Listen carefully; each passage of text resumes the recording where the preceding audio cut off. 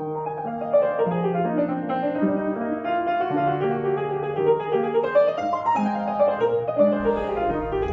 evening, morning, afternoon to wherever you are. Hello. I think this is one of the first video introductions from the van. We are now traveling, and so this video is all about shipping our van from UAE to Iran. The reason we did that was that is the only route that we had out of UAE that would give us the opportunity to get to Europe. Excuse me. We looked at all the different possibilities, and shipping from Sharjah to Bandar Abbas was the only one which was left open to us.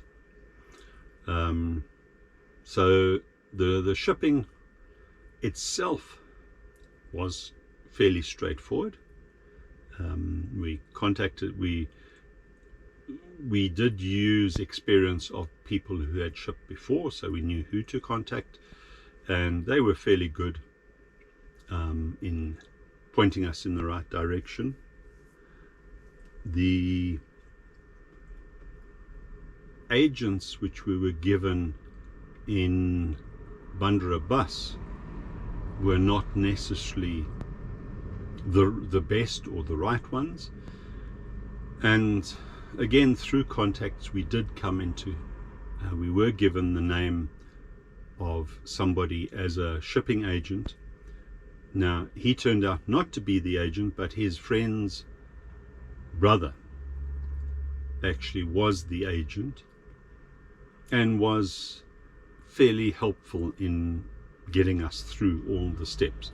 Obviously, he knew exactly what to do. Although his English is not great, it was pretty good.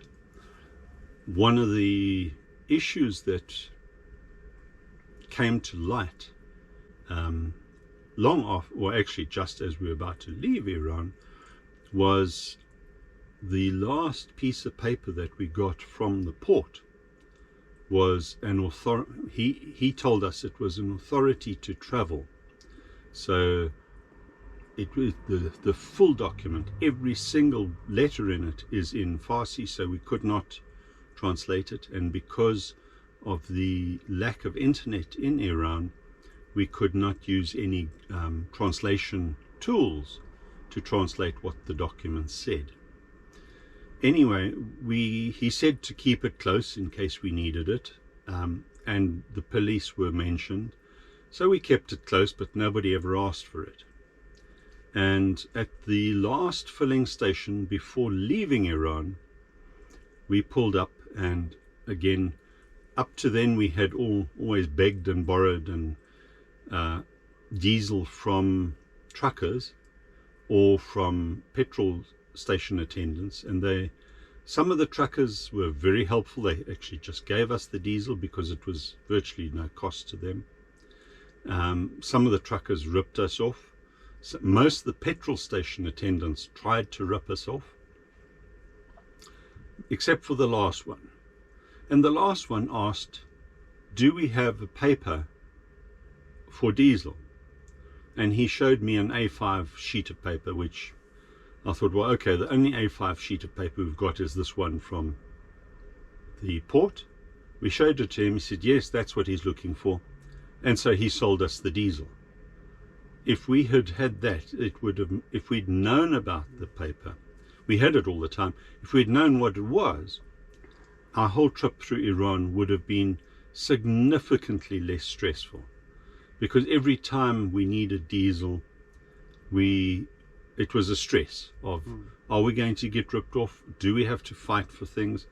And I would say the truck drivers of the big rigs were the ones who were the most friendly and just gave us the diesel. The truck drivers of smaller trucks, obviously they weren't putting so much in their tank, and so a portion of their ration, giving us a portion of their ration, was more significant for them. and so they often then tried to rip us off. I would say there was nobody who actually sold us diesel at the going rate. It was either giving it to us or ripping us off. So that was the diesel side, and a slight lack of communication from our agent of what that paper actually was meant for. The rest of the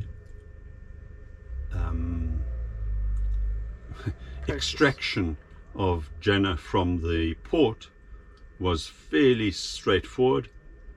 We were nominally searched.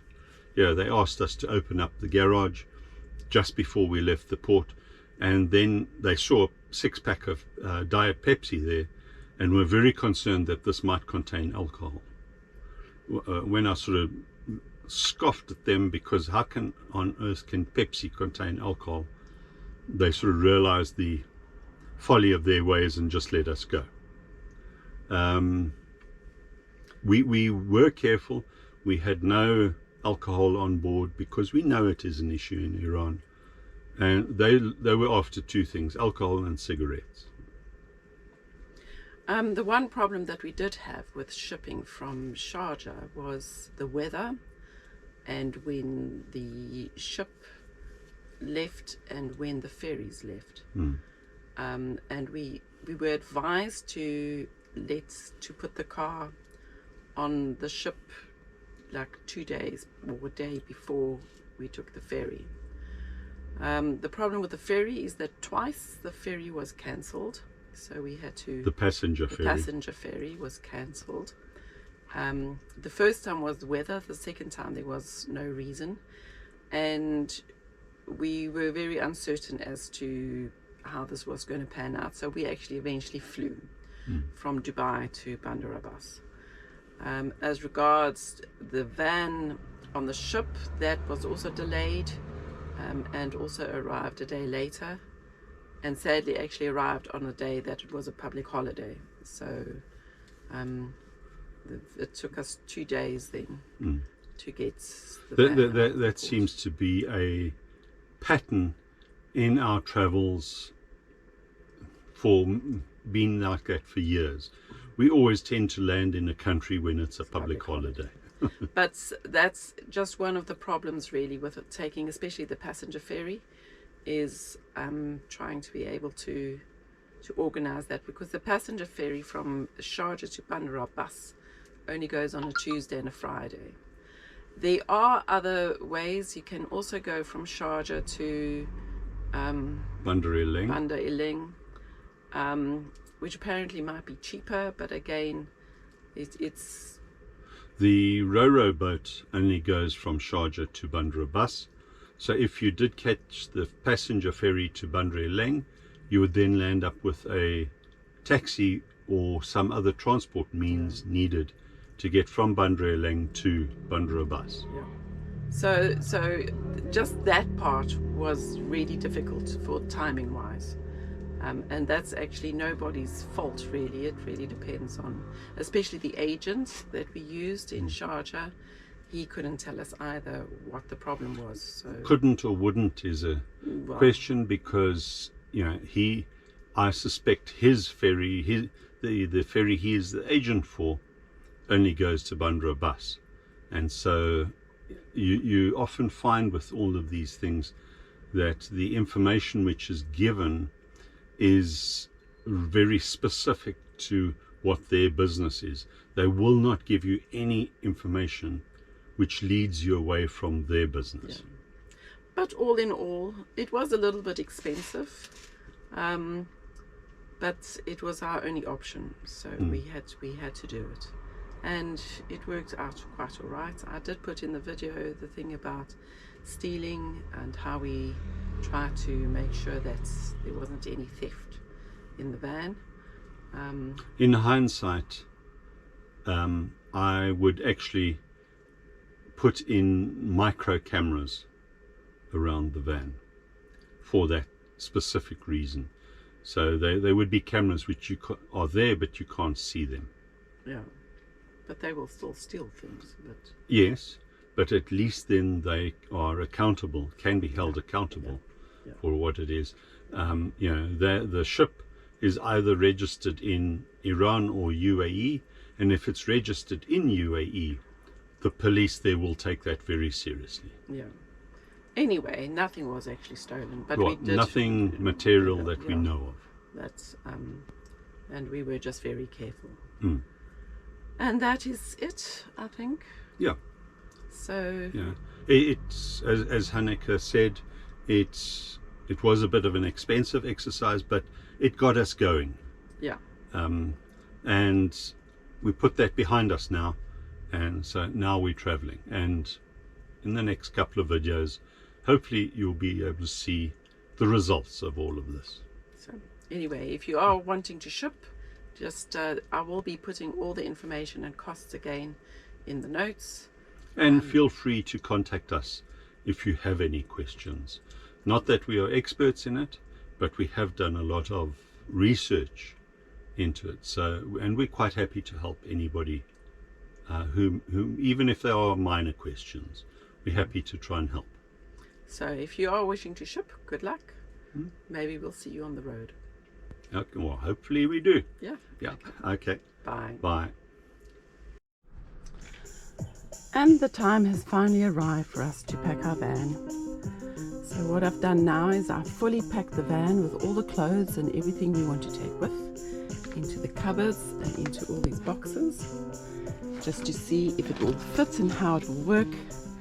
And now what we have to do is, because we are shipping the van from Sharjah in the UAE to Bandar Abbas in Iran, and we've heard that there's always theft in these vans while they're shipping it over. We are trying to sort it out so that we can put as much of our things in the garage. What John has done is he's put in a board over here that is bolted, so you can't get into the garage at all from the side. So we're allowed to take 40 kilos of hand luggage on the ferry. So at the moment the plan is that I'm going to take all these empty boxes and put them in a big bag and take them with me, and then we're going to put all our clothes and everything else that we've got lying around and see if we can fit it into the garage. These drawers are lockable, so this is already full. And I have left some food out, so this is already packed with food. If anybody wants to steal that, they're welcome to it, because I can replace it. But this is exciting times. We've got 2 days to finish this job. John, the master packer.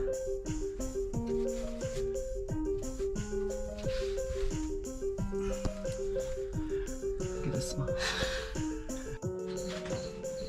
And we managed to squeeze everything into the back. The only hand luggage we've got will be the plastic containers, potentially those 2 continental pillows, and just the clothes that we need when we get to Bandar Abbas. So well done, John. John came up with a great idea last night. I don't know if it's great yet. Well, we'll see. We'll see. Of trying to just lock the backside from the cab. We are really concerned with the shipping, that they'll come in and steal things. We've actually tried to pack the back as much as possible, so there's not much in the cupboards. So he's made brackets to tie the string on, and we're hoping that this will at least just be a deterrent for anybody wanting to get to the back. So this is a bit last minute, but Yep. Typical.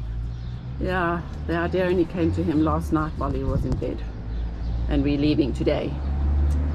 But we've got time to do it, so it's alright. It's quite pretty, if nothing else. Yeah, I'm running out of string. Oh. Not long enough. Got more, but I obviously cut it too short. I wasn't sure how long to make it. Yeah. Works. Yeah, a burning thing. Yeah. Well, we finally started our journey. We are in Sharjah. I'm in our Prado. John's on his way in the van. We first have to go to the office to get all the papers, and then we're going to go to the port to drop off Jana, who will be shipping today to Bandar Abbas. So this is Sharjah. There, in the rear view mirror, you can see John.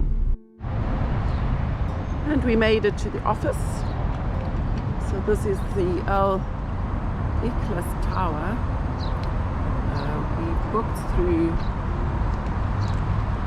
the Hili Marine Services.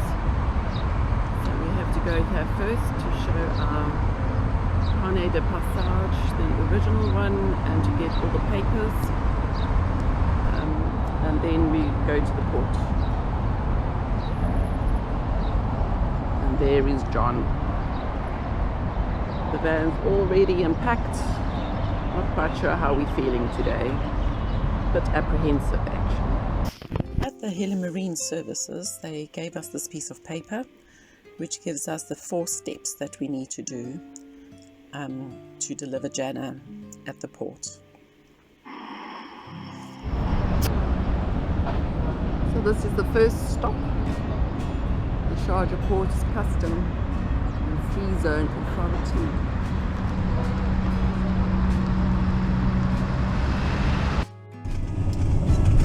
So that was step number 1. We now have our admittance letter. Now we've got to go and collect a pass for the gate, which we think is at this brown building here. We'll have to wait and see. Maybe not. I don't think you won't go far enough if you go.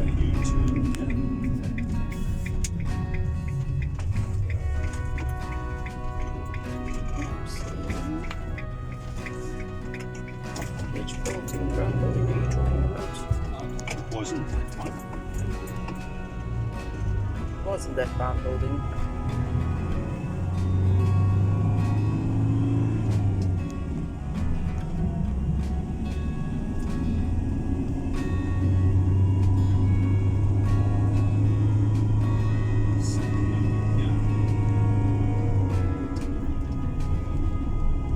It's this little hobby.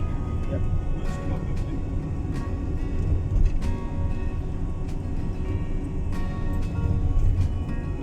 Maybe. Really. All kinds of funny buildings here.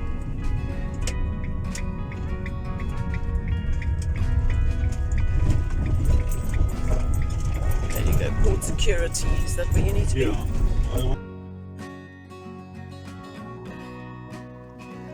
Now have our gate pass, which gives us admittance at the port entrance with our admittance letter. They took the pink copy and then gave us the blue copy and told us to go and look for shed number 6, which we did find, but we saw no cars or anybody that could help us. But they told us that the officers were on the other side. So turning around, if you look backwards, you will actually see the port office for shed number 6 there, where they helped us and then told us to park Jana in this area ready to be loaded. These are the numbers of the agents at the port in Bandar Abbas, but we actually needed to have our own agents who we had contacted. So we have Mohammed and Abdul Namati who helped us, and then also the main agents, Abbas, who took us around and helped us to get SIM cards and money, because it was a holiday on the day. And he was there with John at the port to do all the final papers, and Jana was then ready to go. We also got a piece of paper which allows us to buy diesel. So with this piece of paper, if you show it to an attendant in Iran, they should sell you diesel.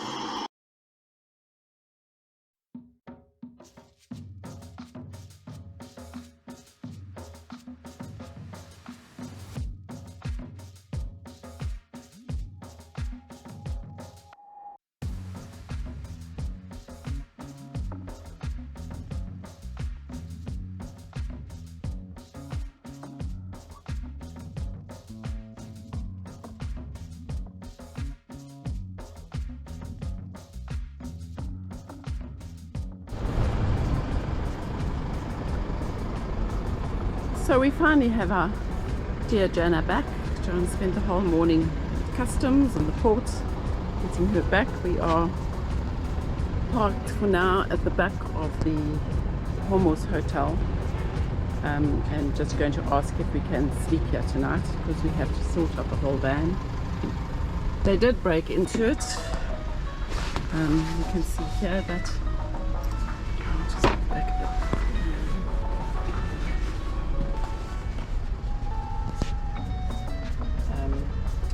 See that they broke the string, and that is big enough for a person to come through. Not sure yet if they've taken anything. It looks as if they might have forced this cupboard a little bit, and I think there are things missing inside, but all in all everything else looks alright. And now I have the wonderful job of unpacking the back. This is what the back looks like, fully packed, and it will probably take us an hour or so to unpack it and put everything back in its right place. There seem to be no road rules in Bandar Abbas. It's basically drive as you like. If there are 3 lanes, you make it into 4 lanes or 5 lanes. If there's a traffic light, well, maybe you'll stop or maybe you'll go.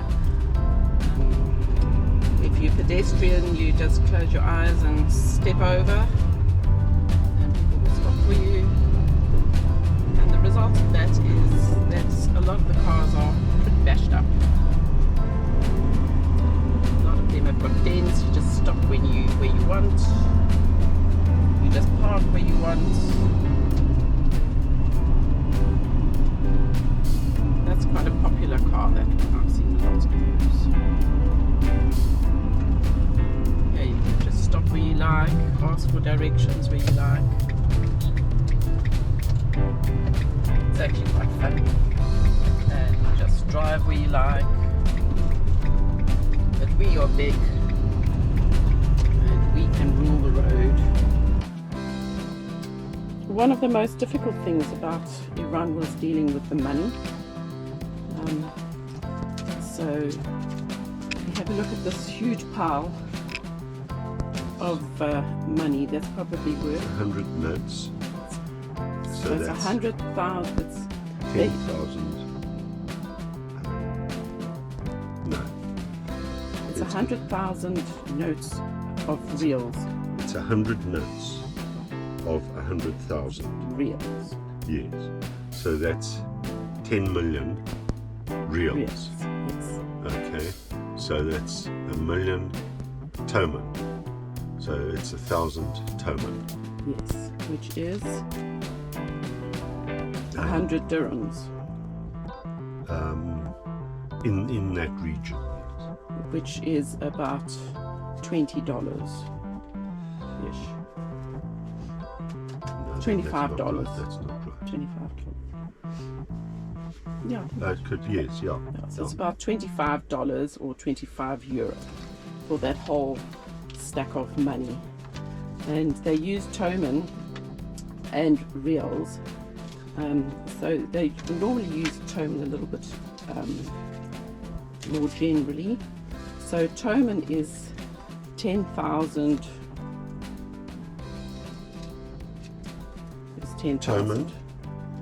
Is 1 toman is 10 reals. yes. So as you can But see, when they talk of toman, it actually means 1,000 toman because they drop the 1,000 off it. yes, So if they say 10 toman, they actually mean 10,000 toman, which means which is for us 10. 100,000 real. Yeah, which which means is one of those One of notes. those. Yes. And that's why it's got 10 on the note, and it's, although it says 100,000 there, it's got 10 there. Yeah. So anyway, every time we have to buy something, we just show our money, and they just pick what they want out of it. We're all right now with the 100,000, but when it comes to the change, we also have problems. Sometimes they actually don't give change; they'll give a chocolate, or if you're buying fruit, they'll put in extra fruit or something. So they don't actually give small change in money and such. Yeah, you've got it, but I mean, if you're comparing it to UAE, 1 note is equivalent to 1 dirham. So these are what the coins are. Yes. But here they don't have coins. Yeah. So And sometimes the money is really quite tattered. It's almost falling to pieces. So we're just trying to find out how much money we've got, because we are going out now and we just have to check that this huge pile is not a false sense of security that we have enough money.